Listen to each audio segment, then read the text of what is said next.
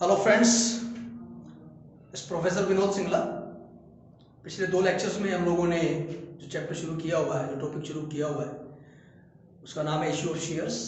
Issue of shares में हमने काफ़ी कुछ पढ़ लिया है, जिसमें शेयर्स क्या है, शेयर कैपिटल क्या है, कंपनी के बारे में, capital reserve, reserve capital, balance sheet का निर्माण।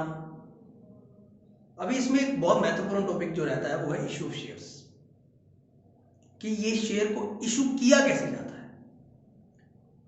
अभी इसका थ्योरेटिकल पोर्शन जो रहता है वो मैं इस लेक्चर में कवर करने की कोशिश करूंगा, और उसके बाद इससे नेक्स्ट लेक्चर में इस टॉपिक से रिलेटेड प्रैक्टिकल प्रॉब्लम्स सॉल्व की जाएगी। तो आज हमारे पास जो टॉपिक है इशू ऑफ शेयर्स, ये इशू करना किस प्रकार है, क्योंकि अभी हम जो मैंने पहले भी बताया, पब्लिक कंपनी अपने शेयर्स को इशू करेगी। तो ये पब्लिक कंपनी की बात हो रही है। शेयर्स का इशू 2 प्रकार से किया जाएगा, फॉर कैश और एक है अदर देन कैश। यानी एक तो आपको जब आप शेयर इशू करेंगे तो कैश मिलेगा, और एक होता है कि कुछ और चीजें आपने प्राप्त की हैं, उसमें कैश नहीं मिलेगा और शेयर्स आपको इशू करने पड़ेंगे। For cash, further divided into 2 parts, that is private placement of shares, यहां है पब्लिक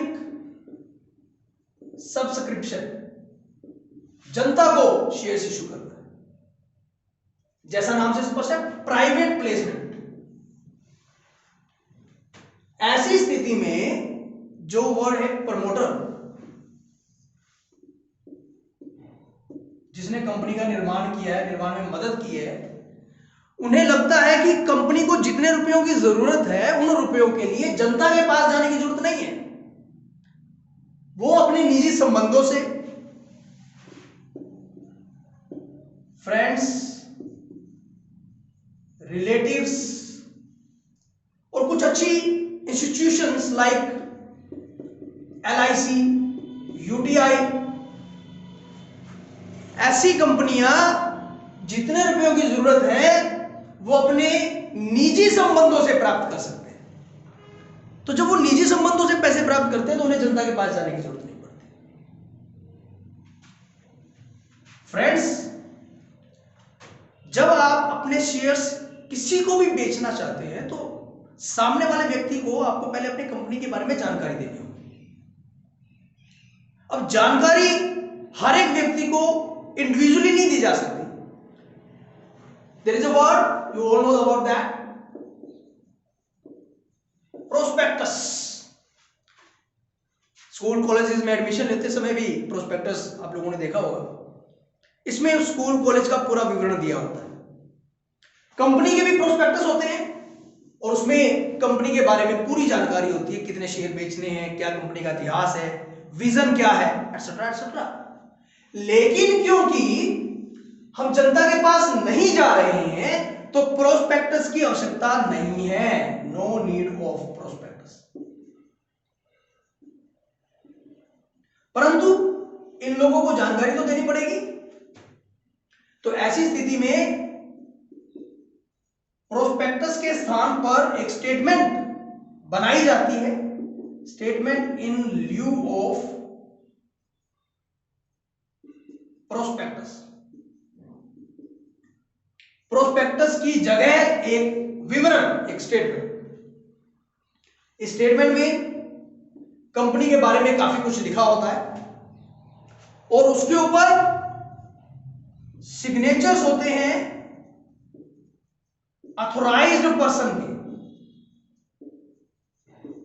अथोराइज्ड पर्सन जो भी बनाया गया है, लाइक डायरेक्टर है, कोई एजेंट बनाया गया है, ताकि वो स्टेटमेंट ऑथेंटिक हो सके। उस स्टेटमेंट में कंपनी के बारे में लिखा होगा, जिन्हें पढ़कर ये लोग डिसाइड करेंगे कि क्या हमें इस कंपनी के शेयर्स खरीदने चाहिए या नहीं। क्योंकि इसमें हम जनता के पास नहीं गए, that is why it is called private placement of shares. और यहां खास बात आ रही है फ्रेंड्स कि ये जो स्टेटमेंट है, एक चीज और, 3 दिन पहले, कम से कम 3 days अर्लियर, रजिस्ट्रार के पास ये जमा करानी होगी कि हाँ जी हम ये स्टेटमेंट दे रहे हैं, इसमें अगर कुछ कमी है, कुछ हो रहा है तो आप बताना चाहिए तो बता सकते हैं। तो 3 दिन पहले रजिस्ट्रार के पास जाएगा। And the most important point now, जिन्होंने भी ये शेयर्स लिए हैं वो 3 साल तक इन शेयर्स को बेच नहीं सकते, कांट सेल। ये पीरियड कहलाएगा लॉक इन पीरियड। 3 साल के लिए ये शेयर्स इनको अपने पास रखने पड़ेंगे और ये बेच नहीं सकते। This is called private placement of share.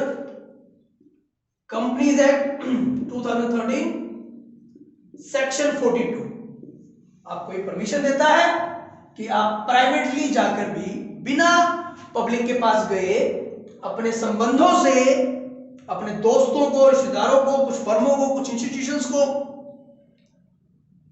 Convince करके, स्टेटमेंट दिखा के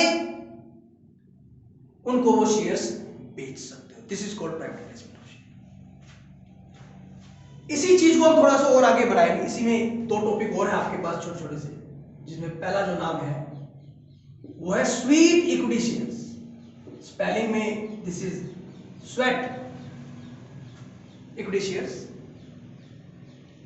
कंपनी अपने कर्मचारियों को, डायरेक्टर्स को, उनकी सेवाओं के बदले में उन्होंने जो नॉलेज, जो ज्ञान, जो उनकी बौद्धिक संपदा है, उससे कंपनी को बहुत फायदा पहुंचाया है और कंपनी इन लोगों को अपने पास लंबे समय तक बना के रखना चाहती है। तो ऐसे लोगों को इनकी सेवाओं के बदले में कैश में भी हो सकता है या सिर्फ उनकी सेवाओं के बदले में, और जो वो कैश के रूप में भी हम ले रहे हैं तो कोशिश ये रहेगी कि उनको डिस्काउंटेड रेट पर शेयर दिए जाए, डिस्काउंटेड रेट पर फॉर देयर सर्विसेज।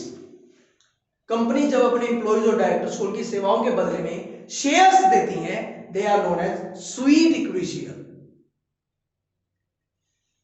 ये शेयर कंपनी इसलिए दे रही है ताकि ये लोग कंपनी के अंदर लंबे समय तक बने रहे, उनको छोड़कर ना जाए। शेयर लेने के बाद शेयर होल्डर बन जाएंगे, शेयर होल्डर कंपनी के मालिक होते हैं। दैट इज ओनली रीजन हम उनकी सेवाओं के बदले में उनको उनका एक सम्मान करने के लिए, उनको बेनिफिट देने के लिए we can issue the shares. क्योंकि जिस कंपनी की गुडविल अच्छी होती है उसके शेयर्स के लिए लोग बहुत भागदौड़ करते हैं। तो ऐसे शेयर्स को जब अपने कर्मचारियों में, डायरेक्टर्स में बांटती है, देती है उनको, तो उनका भी मनोबल ऊपर होता है और वो कंपनी के साथ लंबे समय तक जुड़कर काम करने के लिए तैयार हो जाते हैं। फ्रेंड्स, जिस प्रकार ये सेक्शन 42 था, इसका सेक्शन है 54 कंपनीज एक्ट 2013। परंतु स्वीट इक्विटी शेयर देने के लिए कुछ शर्तों का पालन करना पड़ेगा। सबसे पहले एक स्पेशल रिजोल्यूशन कंपनी को पास करना होगा। इस रिजोल्यूशन में every single detail regarding what, shares, rate, categories of employees, किन किन लोगों को देने हमें ये शेयर्स, सब कुछ इसके अंदर मेंशन करना होगा। ध्यान दीजिएगा, कोई नई company sweet equity share issue नहीं कर सकती। कम से कम 1 वर्ष हो गया हो, मिनिमम 1 ईयर हो चुका हो कंपनी का निर्माण हुए, कंपनी को अपनी कार्रवाइयां करते हुए कम से कम 1 साल हो चुका होना चाहिए। Rules and regulations of SEBI के सभी रूल्स एंड रेगुलेशंस इसके अंदर फॉलो करने पड़ेंगे, आप इनसे बाहर नहीं जा सकते। And last but not the least is, ये भी अपने शेयर्स को 3 साल तक बेच नहीं सकते। जिस प्रकार से प्राइवेट प्लेसमेंट में 3 साल तक नहीं बेच सकते थे, इसमें भी 3 साल तक नहीं बेच सकते। इसको भी क्या बोला जाएगा, लॉक इन पीरियड। तो this is sweet equity share. I hope points clear हो गए होंगे। प्राइवेट प्लेसमेंट में आपने जनता के पास नहीं जाना, अपने निजी लोगों के पास जाना है। ये सारी चीजें इसके अंदर आपको फॉलो करनी है। स्वीट इक्विटी शेयर में हम अपने एम्प्लॉइज और डायरेक्टर्स को शेयर देंगे उनकी सेवाओं के बदले में, और उसमें भी ये 4-5 शर्तों का हम लोगों ने ध्यान रखना है। तो अभी हम पढ़ रहे हैं प्राइवेट प्लेसमेंट ऑफ शेयर्स के बारे में ही। तो ये था स्वीट इक्विटी शेयर, इसमें भी हम जनता के पास नहीं गए। मैं सबको साफ कर रहा हूं। इसी में एक और टॉपिक है, that is employees stock option plan, ESOP, companies act 2013 section 62। जैसे स्वीट इक्विटी शेयर था लगभग वैसा ही है, इसमें भी कर्मचारियों को,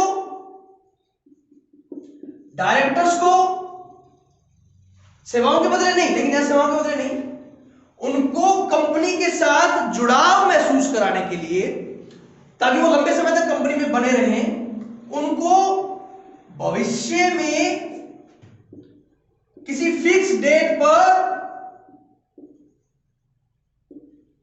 फिक्स रेट पर,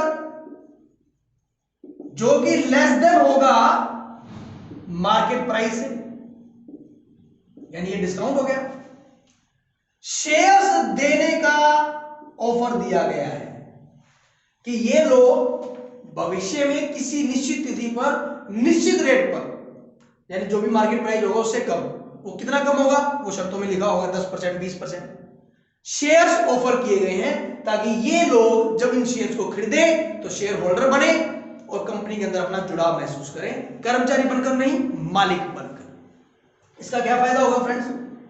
एक तो बहुत अधिक सहयोग मिलेगा, क्योंकि अभी अपने आप को कंपनी का मालिक समझकर डील करेंगे, पूरा सहयोग देंगे। इनके पास लॉन्ग टर्म वेल्थ का निर्माण होगा, लंबे समय तक संपत्ति क्रिएट हो जाएगी, भविष्य में शेयर्स को बेचकर पैसे कमाए जा सकते हैं। और एक खास बात जो इसमें एक शर्त है, ये लोग भी 1 साल तक इन शेयर्स को नहीं बेच सकते। This is called lock in period and employee stock option. तो मैंने प्राइवेट प्लेसमेंट ऑफ शेयर्स में आपको 3 बातें पढ़ाई हैं। पहला प्राइवेट प्लेसमेंट था भाई फॉर कैश में, जिसके अंदर आप अपने निजी लोगों के पास जाएंगे, अपने रिलेशनशिप के थ्रू आप जो है शेयर्स को इशू करेंगे। फिर मैंने आपको स्वीट इक्विटी शेयर पढ़ाया, जिसमें आप अपने एम्प्लॉयज और डायरेक्टर्स को शेयर्स देंगे उनकी सेवाओं के बदले में। फिर ये है एम्प्लॉय स्टॉक ऑप्शन प्लान, जिसमें आपने कर्मचारियों को, डायरेक्टर्स को ये ऑफर दी है कि भविष्य में किसी निश्चित तिथि पर, निश्चित रेट पर, जो कि मार्केट रेट से कम होगा, पर शेयर्स खरीद सकते हैं, ताकि वो संस्था के साथ अपना जुड़ाव महसूस कर सके। तो फ्रेंड्स, ये सारा था फॉर कैश, जिसके अंदर हम प्राइवेट प्लेसमेंट की तरफ गए, हमें जनता की तरफ नहीं जाना। अब हम चलेंगे जनता की तरफ। This is the main topic friends. हम जितने भी प्रैक्टिकल सम्स करेंगे, those are based on this one. हमें जनता से ही जो है पैसा चाहिए, जनता को हम शेयर इशू करेंगे, वही जो है हमारी संस्था का, हमारी कंपनी का विकास में महत्वपूर्ण योगदान प्ले करेंगे। 4 स्टेप्स है फ्रेंड्स, जैसे मैंने यहां पर लिखा है ये प्रोस्पेक्टस। तो सबसे पहला जो चीज है वो है जनता को जानकारी देना, टू इश्यू प्रोस्पेक्टस। जनता तक पर विवरण जाएगा, कंपनी की जानकारी जाएगी। इस प्रोस्पेक्टस के साथ एक फॉर्म अटैच होगा। इस फॉर्म में पूरी डिटेल भरनी है आपने। प्रोस्पेक्टस पढ़ेंगे, लोग कंपनी के बारे में जानेंगे, कितने शेयर वो बेचना चाह रही है, किस रेट के बेचना चाह रही है। उसके साथ एक फॉर्म लगा होगा, उस फॉर्म को भरना है। That form is known as application form. Prospectus में क्या कुछ लिखा होगा? कंपनी के बारे में पूरी जानकारी, पूरा इतिहास, पूरी ज्योग्राफी, पूरी उसकी लोकेशन, कौन मेंबर है, कैसे वो डिविडेंड देते हैं, उसने अभी तक क्या अचीव किया है, एटसेट्रा एटसेट्रा एटसेट्रा। नंबर 2, ये है जी next point, to receive application. ये जो फॉर्म है, लोग फॉर्म भरेंगे और कंपनीज के पास भेजेंगे। लेकिन यहां पर सिर्फ फॉर्म नहीं भरना, फॉर्म के साथ साथ कंपनी को पैसे भी चाहिए। कितने पैसे चाहिए? जस्ट सपोज कंपनी ने 1 लाख शेयर्स इशू करने हैं at the rate of 100। Company ये 100 रुपीज एक साथ भी मंगवा सकती है, और चाहे तो टुकड़ों में भी मंगवा सकती है। एप्लीकेशन के साथ जो आया that is called application money. Application के बाद कंपनी जब उन एप्लीकेशन की जांच करेगी तो शेयर्स को अलॉट करेगी, उनको सौंपेगी, उनसे फिर दूसरी किस्त मंगवाई जाएगी, that is called allotment money. Allotment money के बाद जो मांगा जाएगा दैट इज कॉल्ड कॉल, याचनाएं। वो याचनाएं कितनी भी हो सकती है, first, second, third, fourth, fifth. Just suppose first call and second call, केवल 4 ऑप्शन, 25 रुपए, 25 रुपए, 25 रुपए और 25 रुपए, 100 रुपए के इस प्रकार से 4 टुकड़े कर दिए गए। अब मान लो 1 लाख शेयर में से किसी राम नाम के व्यक्ति ने 5000 शेयर्स के लिए अप्लाई किया, तो उसे 25 रुपए एप्लीकेशन के हिसाब से 1.25 लाख रुपए कंपनी के पास इस एप्लीकेशन के साथ भेजने पड़ेंगे बाय चेक और ड्राफ्ट। कंपनी के पास जब वो एप्लीकेशन आएगी साथ में वो चेक आएगा और कंपनी उस रुपये को एक बैंक में रखेगी और उस बैंक का जिक्र इस प्रोस्पेक्टस के अंदर होगा कि हमने किस बैंक के अंदर सारे खाते खोलने। और यूजुअली एप्लीकेशन भी सारी बैंक में जमा होती है और बैंक के पास वो चेक भी आते हैं। This is called application. सारी एप्लीकेशंस कंपनी रिसीव करेगी। रिसीव करने के बाद friends, to make allotment, company उन एप्लीकेशंस की जांच करेगी। जांच करने के बाद अगर कंपनी को लगता है कि यस काम डन है, तो जिन जिन व्यक्तियों ने अप्लाई किया हुआ है अगर वो शर्तों को पूरा करते हैं तो कंपनी शेयर्स को अलॉट कर देगी इन शेयर होल्डर्स को। शेयर होल्डर जो भी बड़े नहीं है, लेकिन शेयर्स देने के बाद वो बंदे, वो व्यक्ति शेयर होल्डर बन जाएंगे जिन लोगों ने एप्लीकेशन फॉर्म भरा है। लेकिन ये अलॉटमेंट इतनी आसान नहीं है। अलॉटमेंट के लिए, sorry light is gone, allotment के लिए friends, company is to see one single rule and that is of minimum subscription, that is of minimum subscription, न्यूनतम अभिदान। सेक्शन 39 सब सेक्शन 1 ये कहता है कि कंपनी ने जितने एप्लीकेशंस के लिए कहा है, जितने शेयर्स बेचना चाह रही है कंपनी, जैसे 1 लाख, तो कम से कम उसका 90% लोगों ने सब्सक्राइब कर दिया हो। अगर 90% सब्सक्राइब नहीं किया है, please point to be noted, 90% subscribe नहीं किया, वो भी कितने दिनों में, with in 30 days of issue of prospectus. जिस दिन प्रोस्पेक्टस इशू किया था उसके 30 दिन के अंदर अंदर 90% पैसा आ जाना चाहिए। 90% पैसा मतलब 90,000 शेयर सब्सक्रिप्शन और 25 रुपए के हिसाब से 90,000 शेयर के ऊपर पैसा आ जाना चाहिए।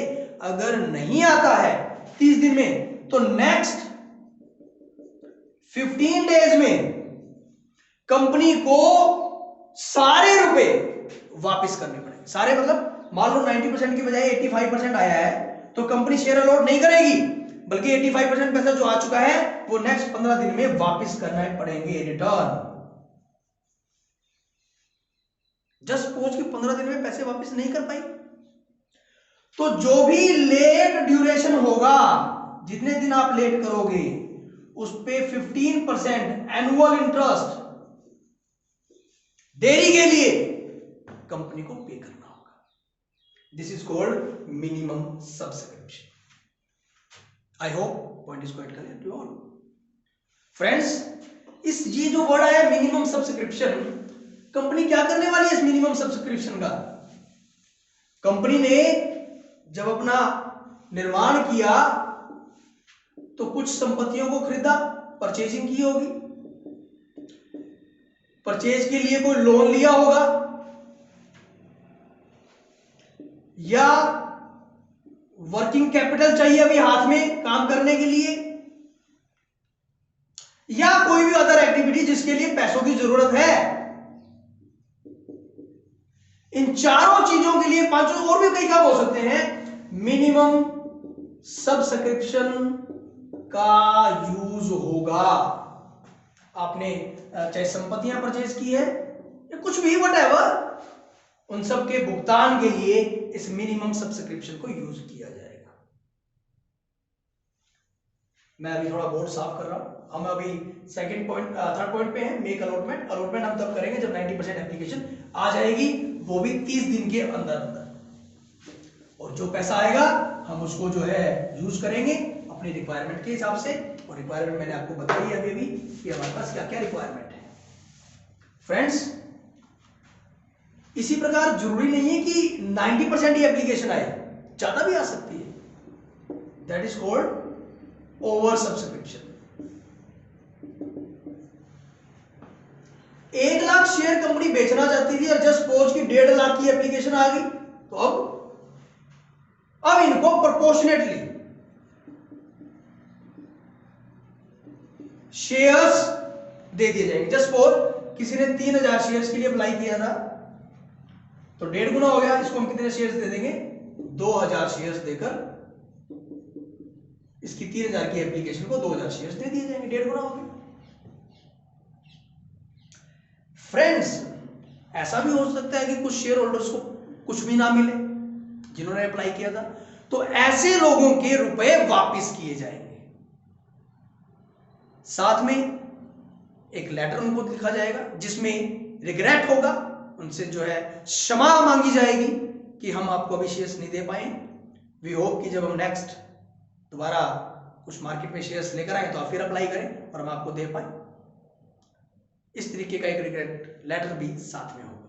और जिन शेयर होल्डर को शेयर दे रहे हैं उनको भी एक सर्टिफिकेट दिया जाएगा कि आपने हमारी कंपनी के इतने शेयर प्राप्त किए, या ये मैं सर्टिफाई करती हूं कंपनी जो है कि आपने हमारी कंपनी के इतने शेयर इस रेट पर लिए। All this is in the process of allotment. तो अलॉटमेंट के अंदर क्या होगा? आपको मिनिमम सब्सक्रिप्शन देखना है। पैसे अगर आ गए तो हम शेयर अलॉट कर देंगे, 90% से कम हुआ तो शेयर अलॉट नहीं करेंगे, हो गया तो कर देंगे, 100% से ज्यादा आ गया तो प्रोपोर्शनेटली करेंगे। जिनको शेयर्स नहीं मिले उनके पैसे वापस करेंगे, जिनको शेयर मिल गए उनको सर्टिफिकेट दे देंगे। अब जिसने 3000 के लिए अप्लाई किया तो उसको मिले तो 2000 है, तो इसका मतलब इसने 1000 शेयर्स के ऊपर वो 25 रुपए के हिसाब से 25,000 रुपए फालतू दे रखी है। इसका क्या करे? तो क्योंकि इसको शेयर मिल चुके हैं, इससे अभी अलॉटमेंट का पैसा लेना है, फर्स्ट कॉल का पैसा लेना है, सेकंड कॉल का पैसा लेना है, ये 25,000 रुपए हम एडजस्ट कर देंगे आने वाली किश्तों में एज पर द रूल्स, जो मैं आने वाले लेक्चर में आपको बताऊंगा। This is about allotment of shares. And last point जो हमारे पास है वो है टू मेक कॉल्स। याद होगा अभी हमने 100 रुपए के 4 टुकड़े किए थे, 25, 25, 25 और 25। ये फर्स्ट कॉल, ये सेकंड कॉल। भाई अभी तो अलॉटमेंट तक गए, एप्लीकेशन का लिया था, अलॉटमेंट जब किए तो 25 रुपए फिर मंगवा लिए, तो अभी तो ये भी रह गया कॉल्स करना है, याचनाएं कितनी भी कर सकते हो। खास बात जो ध्यान रखनी है वो ये है मेक कॉल्स में, point number 1, with in 12 months सारे रुपए आ जाने चाहिए, जितने भी आपको रुपए चाहिए। परंतु 500 करोड़ या मोर देन 500 करोड़ ये रूल लागू नहीं होगा, उस पर आप 12 महीने से ज्यादा का समय लगा सकते हैं। 1 month gap between 2 calls, 2 calls के बीच में 1 महीने का गैप होना ही होना चाहिए। नंबर 3, मिनिमम 14 डेज नोटिस, 14 दिन का नोटिस भी देना पड़ेगा आपको शेयर होल्डर को कॉल के पैसे मंगवाने से पहले। और सभी लोगों को एक जैसा डील करना है। ये नहीं कि आप किसी एक व्यक्ति से पैसे मंगवा रहे हो, एक से नहीं मंगवा रहे। जो एक वर्ग, एक क्लास के जो शेयर्स हैं उन सब के ऊपर सेम रूल आप लोगों ने लागू करना है। तो this is about make calls, कि हम किस प्रकार से पैसे मंगवाएंगे। तो फ्रेंड्स, मैंने अभी भी आपको जितना भी कुछ पढ़ाया है इसके अंदर, वो सब बातें मैंने आपको बताई। और इसमें मैं आपको एक जो चीज बताना चाहता हूं अंत में आज के लेक्चर के हिसाब से, कि मैंने अभी आपको पढ़ाया private placement of shares, then मैंने आपको बताया पब्लिक सब्सक्रिप्शन, लोगों तक हम लोगों ने जाना है। लोगों तक जाने के लिए हमने 4 स्टेप पढ़े हैं: प्रोस्पेक्टस, एप्लीकेशन, अलॉटमेंट, कॉल्स। जो नंबर 3 पे अलॉटमेंट था बेटा फ्रेंड्स, उसमें हम लोगों ने उन रुपयों का यूज किया हमारे बहुत सारे खर्चों का भुगतान करने के लिए। तो उन खर्चों में there is a word preliminary expenses. Preliminary expenses, आप लोगों ने प्रीलिमिनरी एक्सपेंसेस सुना होगा, कंपनी के शुरू होने से पहले के किए गए खर्चे। कंपनी शुरू होने से पहले के किए गए खर्चे, प्रीलिमिनरी एक्सपेंसेस। ये खर्चे कुछ भी हो सकते हैं, लाइक रजिस्ट्रेशन फीस, हम जब बुक्स प्रिंट करवाते हैं, प्रिंटिंग चार्जेस, बहुत सारे डॉक्यूमेंट्स हमें प्रिंट करवाने पड़ते हैं। आपने कोई रनिंग बिजनेस खरीदा है, तो जो भी कोई आपने अकाउंटेंट अपनाया था, जो भी वहां व्यक्ति हायर किया था, उसको फीस देनी पड़ सकती है। मींस कंपनी के निर्माण के जितने भी खर्चे हो सकते हैं, आपने फॉर्मेशन ऑफ ए कंपनी करना है, उसमें जितने भी खर्चे होते हैं, आपने एक अंडरराइटर अपॉइंट किया था। अंडरराइटर होता है जो शेयर्स बेचने का काम करता है आपके थ्रू, एक तरीके का ब्रोकर की तरह, इसको कमीशन मिलता है। ये सारे खर्चे प्रीलिमिनरी एक्सपेंसेस का पार्ट होते हैं। कंपनी एक्ट 2013 ये कहता है कि with in a year, 1 year, preliminary expenses must be return of, खत्म कर देने हैं, out of security premium. Premium मैंने बताया था आपको, जब कंपनी अपने शेयर्स को महंगे दामों पर बेच देती है। अगर सिक्योरिटी प्रीमियम नहीं है तो आप अपने स्टेटमेंट ऑफ P&L से, प्रॉफिट एंड लॉस अकाउंट से, उस प्रीलिमिनरी एक्सपेंसेस को राइट ऑफ करेंगे। ये कंपनीज एक्ट 2013 कहता है कि preliminary expenses must be return of with in a year. And आपको ये करने या तो सिक्योरिटी प्रीमियम से या फिर प्रॉफिट एंड लॉस अकाउंट से। फ्रेंड्स, अभी इस लेक्चर को हम विराम देते हैं। आज के लिए इतना ही। नेक्स्ट लेक्चर में मैं आपको प्रैक्टिकल इश्यूज इसमें मैं पढ़ाऊंगा। आई होप आपको ये लेक्चर समझ भी आए, पसंद भी आए। Thank you from my side today. Will meet very soon.